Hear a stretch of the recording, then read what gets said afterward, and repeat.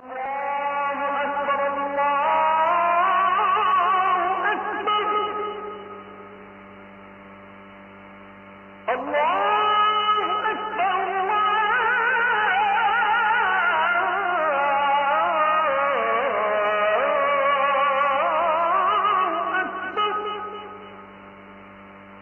আল্লাহ কেন আমাদের জীবন থেকে আমাদের প্রিয় জিনিসগুলো কেড়ে নেয়। প্রথমত একটা ছোট্ট জিনিসকে ব্যাখ্যা করতে চাই। আল্লাহ রাব্বুল ইজ্জত ওয়াল জালাল যখন আপনার জীবন থেকে কখনো কোনো প্রিয় জিনিস কিংবা প্রিয় মানুষকে কেড়ে নেবে বা হারিয়ে যাবে আপনার জীবন থেকে, আপনি এটা বুঝে নেবেন আপনার চয়েসটা বেস্ট নয়, বরং আল্লাহর চয়েসটাই হচ্ছে সেরা চয়েস।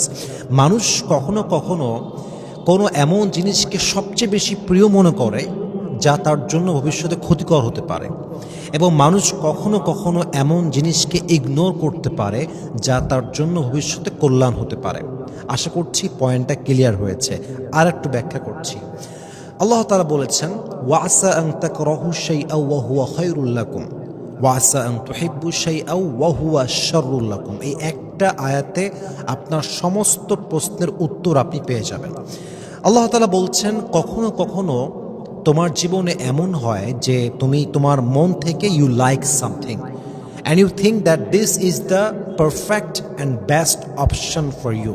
তুমি ভাবো যে এটার চাইতে আর বেস্ট হতেই পারে না, এটাই আমার জন্য সেরা, এটাই আমার জন্য কল্যাণ, এটাই আমার জন্য বেস্ট, এটাই আমার জন্য পারফেক্ট, এবং তুমি ভাবো যে এটা ছাড়া অন্য কোনো কিছু বেস্ট হতে পারে না।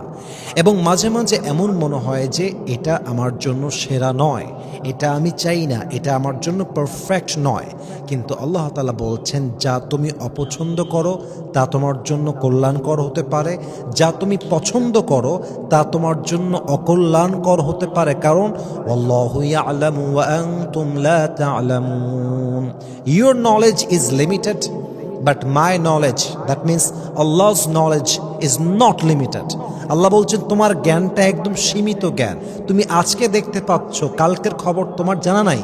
মনে হচ্ছে এই মানুষটা আমার জীবনে আজীবন থাকলে আমি খুশি হব, কিন্তু হতে পারে এই মানুষটা বেঈমান, হতে পারে এই মানুষটা তোমার জন্য কল্যাণকর নয়। তুমি আজকে দেখছো, বাট ভবিষ্যতের খবর তোমার জানা নেই।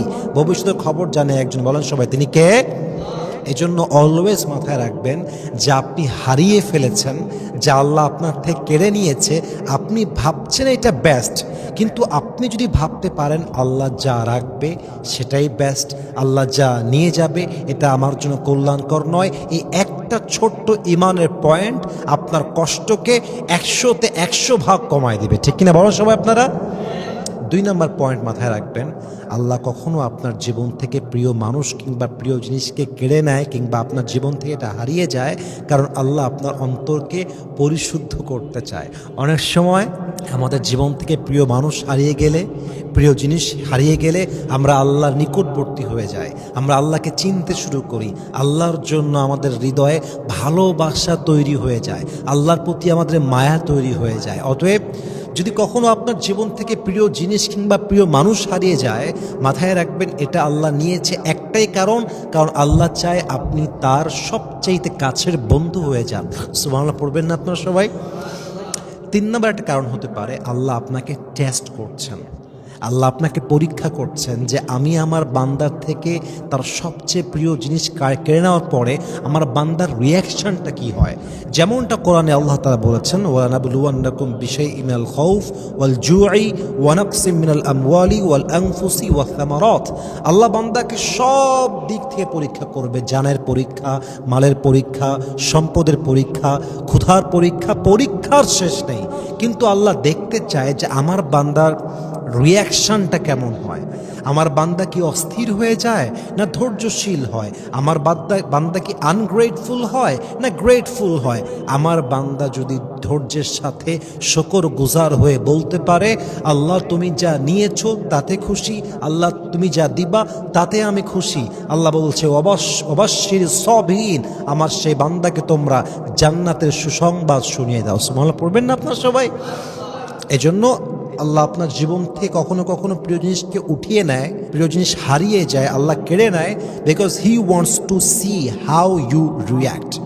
আল্লাহ আপনার রিয়াকশনটা দেখতে চায়, আপনার সবরটাকে আল্লাহ টেস্ট করতে চায়। সর্বশেষ একটা কারণ বলে শেষ করতে চাই, আপনার জীবন থেকে প্রিয় মানুষ কিংবা প্রিয় জিনিস হারিয়ে যায়, এর কারণ হচ্ছে আল্লাহ আপনাকে অনেক উত্তম কিছু দিবেন। যেমনটা 30 নম্বর পারা সূরা দুহার ভিতরে আল্লাহ তাআলা বলছেন, ওয়ালাসাউফা ইউতিকা রাব্বুকা ফাতারদা।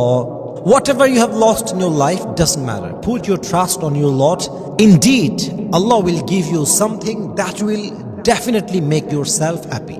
আল্লাহ বলছে, বান্দা তোমার জীবন থেকে যা হারিয়ে গিয়েছে মন খারাপ করো না, ভেঙে যেও না, ভয় পেও না, ভরসা হারিও না, আমার উপরে ভরসা করো।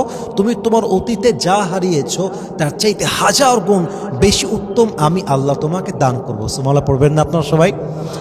আল্লামা ইকবাল লিখেছেন, जो नसीब में है वो कभी छिन नहीं सकता और जो नहीं है वो कभी मिल नहीं सकता।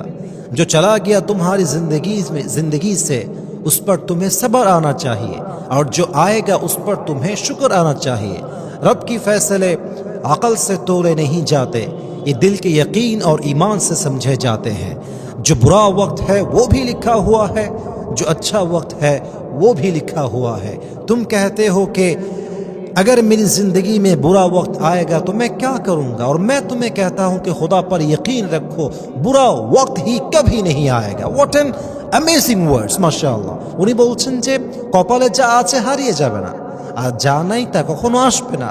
আল্লাহর সিদ্ধান্ত বোঝার জন্য অন্তরে ঈমান থাকতে হয়। আরে ভাই রে, যা খারাপ সময় লেখা আছে এটা আসবে, যা ভালো সময় আছে তাও আসবে। বরং তুমি মাথায় রাখবা, খারাপ সময়ে ভয় পেও না, নিরাশ হয়ে যেও না, ভরসা হারিও না, বরং ভরসা আল্লাহর উপরে রাখবা। আল্লাহ তোমাকে সমস্ত কষ্ট সহ্য করবার ক্ষমতা নিজের কুদরতি হাতে দান করবে। সুবহানাল্লাহ পড়বেন না আপনার সবাই? এই জন্য প্রিয় ভাইয়েরা আমার, কখনোই কমপ্লেইন করবেন না। আল্লাহ যা দিয়েছেন তাতেও খুশি থাকবেন, যা নিয়েছেন তাতেও খুশি থাকবেন। Always always always try to say আলহামদুলিল্লাহ, আলহামদুলিল্লাহ, আলহামদুলিল্লাহ। আল্লাহ বলছেন, লা ইন শাকারতুম লাযীদান্নাকুম। তুমি যদি শুকর গুজার হতে পারো, তোমাকে আমি আল্লাহ নিয়ামতটা আরো ডবল করে বাড়ায় দান করবো।